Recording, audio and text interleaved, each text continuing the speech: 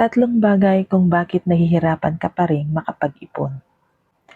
It's not always the salary is low. It's not always the generosity for your family. Pero madalas, it's your own habit. Number 1, inconsistency. Yung hanggang simula ka lang, pero hindi mo ito tinatapos. Hindi totoo yan. Bola lang yan. Number 2, lack of discipline. Kapag puro delay at excuses ang nauuna kaysa actions. Number 3, instant gratification. Yung biglaang paggastos na siyang pumipigil sa tunay mong layunin. Wala na, finish na. Remember these things. Consistency turns small effort into big results. Discipline keeps you moving into good habit.